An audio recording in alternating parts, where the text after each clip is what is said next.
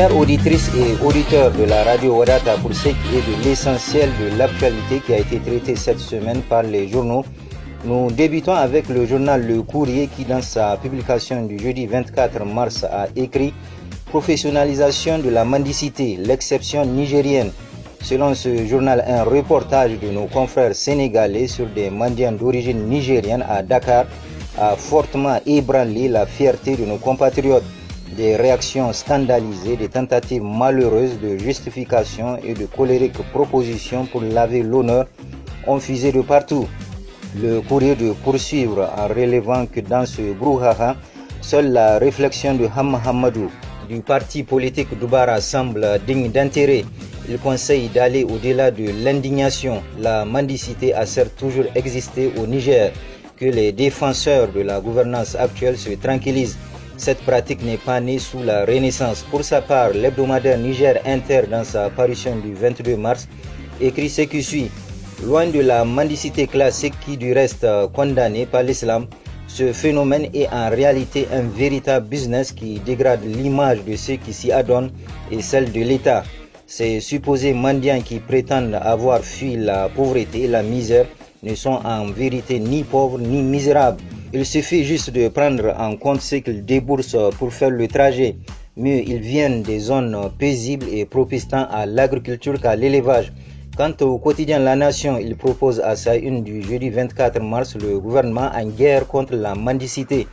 Ce journal précise que dans son point de presse, le gouvernement dit avoir appris avec stupéfaction la présence dans les rues de Dakar au Sénégal de plusieurs centaines de ressortissants nigériens s'adonnant à la mendicité. Selon le communiqué, la présence de ces personnes dans des contrées aussi lointaines n'a aucun rapport avec la situation d'insécurité liée au terrorisme et au déficit alimentaire. Pour les autorités nigériennes, il s'agit d'un trafic illicite de migrants et de la traite de personnes organisées par des groupes criminels en direction de certains pays et même au-delà. Toujours sur le même sujet, l'enquêteur du jeudi 24 mars publie à sa une mendiant nigérien au Sénégal. L'argumentaire boiteux du gouvernement. Ce journal décrit dans sa rubrique L'échiquier, les Nigériens qui font la marche au Sénégal et dans la sous-région n'ont pas fui leur pays du fait du terrorisme ou de l'insécurité alimentaire. Ils sont en quête d'une vie meilleure. Ils désertent un État qui ne leur offre aucune perspective. Contrairement à l'argumentaire pour le moins boiteux développé par le gouvernement, il n'y a pas de groupe criminel derrière la cohorte de migrants nigériens qui prennent d'assaut les mégalopoles ouest-africaines et maghrébines. Pour continuer, parlons maintenant d'un autre sujet qui réjouira les populations à quelques jours du début du mois de Ramadan. En effet, la roue de l'histoire, dans sa parution du 22 mars, titre à sa une « Flambée des prix des produits de grande consommation, le gouvernement détaxe plusieurs produits ».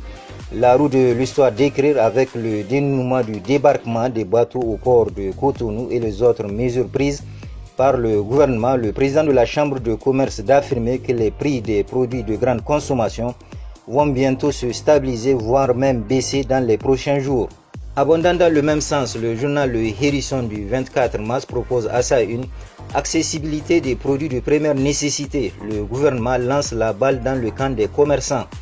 Le journal Le Hérisson de préciser de façon détaillée, le gouvernement prévoit une réduction de 34,82% sur la valeur par kilogramme de farine, 17% sur la valeur par kilogramme du sucre et 25% sur la valeur par litre des huiles alimentaires.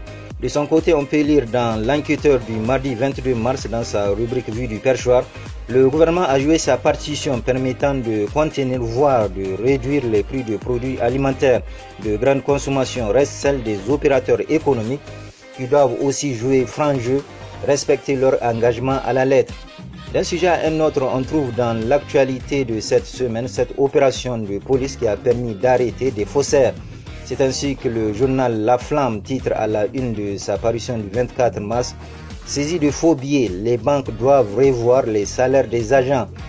Le journal La Flamme nous informe que 19 millions de francs CFA, soit 1900 faux billets de 10 000 francs, c'est la saisine que les éléments de l'Office central de répression du trafic illicite des stupéfiants de Gaïa ont opéré.